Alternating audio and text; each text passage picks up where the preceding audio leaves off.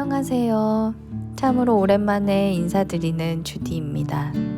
그동안 블로그, 인스타를 통해 간간히 말씀드려왔듯이 저희 가족은 5월부터 지금까지 이사 준비, 이사 후 정리로 시달리는 나날들을 보내고 있어요.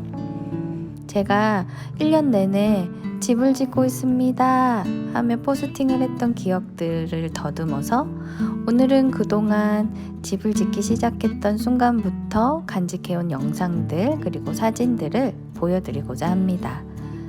미국에서 이제 하다 집까지 지어버린 주디네 이야기 시작해볼까요? 저희는 우선 동네에서 나름 가장 큰 규모의 공사업체가 개발 중이라는 한 단지 내에 땅을 계약하였습니다. 그렇게 땅이 정해진 후에는 설계, 허가 등의 문제가 복잡하게 얽히기 시작했고 경험이 전혀 없던 저희 부부가 사실 가장 고심하고 고생했던 시간이 바로 처음 2-3개월이었습니다. 땅이 어느 정도 정리가 되고 나면 파운데이션이란 걸 시작하는데요. 한동안 땅을 다지고 시멘트로 기초 공사를 하는 시기입니다. 정말 매일같이 가봐도 변화 없는 심심한 상태가 꽤 오래 지속되더군요. 그러다 갑자기 프레이밍이 시작이 되어요. 정말 프레이밍은 순식간에 와르르 올라가고 집의 모양이 갖춰집니다. 이사 와서도 공사하는 모습을 보면 거의 2주 정도면 프레이밍이 완성되곤 해요. 주말에는 보통 공사가 쉬는데 프레이밍 업자들은 토요일도 오후 3시까지 꼬박꼬박 열심히 일을 하시더라고요. 순식간에 지하가 완성되고 1층이 오르고 2층이 오릅니다. 정말 눈 깜짝할 사이였어요. 그렇게 프레이밍이 완성되면 전기 공사란 걸 시작해요. 전기 공사 시작 전에는 전문가를 만나서 어디에 어떤 컨센트를 설치할지, 라이트를 얼마나 어떻게 많이 넣을지 등등에 대해 의논을 하게 됩니다. 이 부분은 사실 남편이 거의 전문가 수준이라서 남편의 뜻에 따라 눈물을 머금고 남편이 원하는 컨센트라던가 추가 라이트에 대해서 추가 요금을 많이 지불하면서 사실 진행하게 되었어요. 그런데 하고 보니까 라이트를 많이 넣은 것은 정말 잘한 선택 같아요.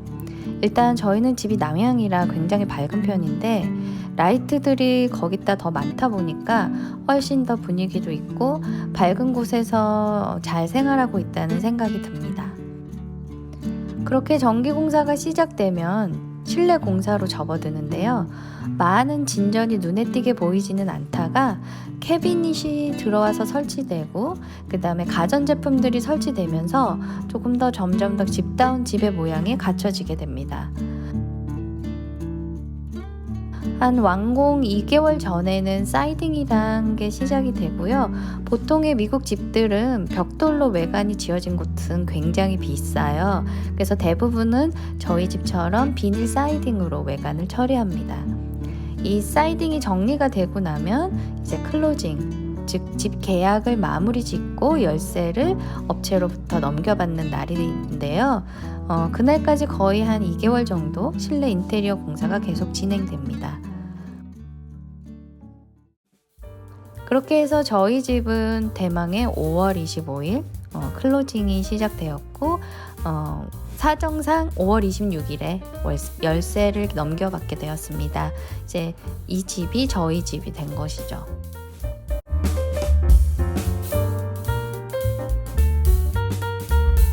이제 실내가 어떻게 생겼는지 한번 보여드릴게요. 사실 이때는 이사하기 전이라 굉장히 깔끔해요. 우선 2층부터 보여드리자면요. 이 공간은 세탁실이고요. 아직 세탁기와 건조기만 넣었고 곧 간단한 손빨래를 할 수 있는 싱크를 설치하려고 합니다. 여기는 사실 설계할 때부터 남편과 제가 가장 많이 신경을 쓴 공간이에요. 바로 채연이 놀이방인데요. 저희 집 방들 중에서 가장 크고 구조가 독특한 곳이에요. 이곳은 세컨 베스룸이고요. 욕조를 넣었어요. 아이가 주로 사용하는 곳이 되다 보니까 욕조는 필수였습니다. 이 공간은 사실 저의 공간이 되었는데요. 남편과 같이 서재로 쓰려고 설계를 했는데 남편은 다양한 놀이를 하셔야 한다고 지하실을 쓰시겠대요. 그래서 이 공간이 졸지에 제 공간이 되어버렸습니다. 맞은편 공간은 아이의 방이에요. 아이가 잠을 자는 공간입니다. 아마 이사하면서 가장 신나고 행복한 사람은 우리 이채연 양이 아닐까 싶어요. 여기 미국 사람들이 사실 가장 신경을 많이 쓰는 마스터 공간인데요. 마스터 룸이랑 베스룸이 연결이 되어 있고요. 그 마스터 공간 안에 이제 워크인 클로짓이라 그래서 옷방까지도 들어가 있어요. 그래서 보통은 마스터 베스룸에 힘을 많이 주시는 편이더라고요. 버짓이 조금 넉넉하시면 타일이나 이런 것에도 힘을 많이 주고, 근데 저희는 이제 제한된 버짓이 있어서 샤워기 정도만 좀 힘을 주었고 나머지는 취향에 맞게 정리하였습니다. 이 공간이 바로 워크인 클로짓인데요. 옷방 정도 되겠네요. 처음에는 꽤 클 거라고 생각을 했는데 남편 옷이랑 제 옷이 들어가고 보니까 그렇게 크지 않고요. 또 제 화장대가 이 안에 들어가 있어서 요새는 조금 좀 타이트한 느낌이 드네요. 이렇게 2층을 마무리 짓고 이제 1층으로 내려가 볼게요.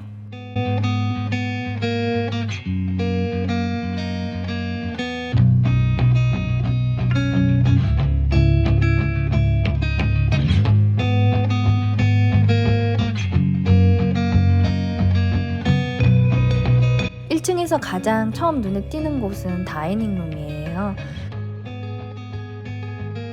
다이닝룸 옆 공간은 그레이트룸이라고 해서 리빙룸이랑 스터디룸이라고 불리는 곳을 저희는 같이 합쳐서 하나의 오픈된 공간으로 만들었어요. 그리고 그 옆에는 키친이 있습니다. 저희는 모든 공간을 화이트를 기본으로 하고 블랙으로 포인트를 주었는데요. 여기서 아일랜드 식탁 색깔과 화장실 캐비닛 색깔들은 네이비 컬러를 추가하였어요. 이 공간은 팬트리 공간입니다. 주방과 붙어 있고 상하지 않는 먹거리들이나 창고로 활용을 하는 곳인데요. 제가 너무나도 원했던 공간이에요. 차고에서 바로 들어오면 보이는 머드룸이 있고, 그리고 바로 붙어 있는 파우더 룸입니다. 밖에서 돌아와 바로 손을 씻을 수 있는 공간으로 만들었어요.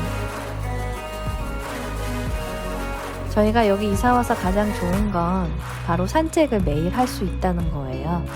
주택 단지다 보니 다양한 집들을 구경할 수도 있고, 이렇게 단지 내에 산책로가 깔끔하게 잘 되어 있어서 매일 저녁 1시간씩 동네 한 바퀴를 돌며 운동 중입니다. 집에서 5분 정도 걸어가면 단지 내 야외 수영장이 있어요. 저희 단지 내 사람들이면 누구나가 사용할 수 있는 공간인데요. 이사 와서 아이는 요즘 수영에 흠뻑 빠져 지내고 있습니다.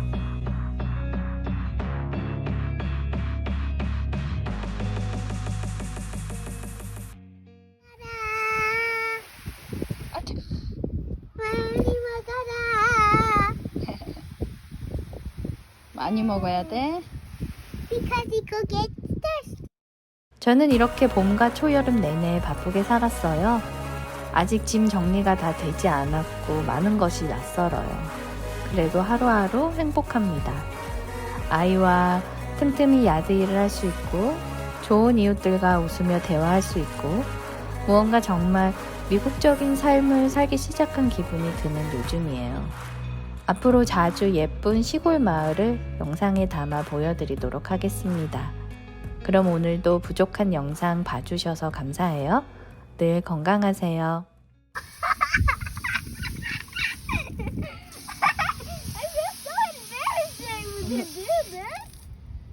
많이 먹어라.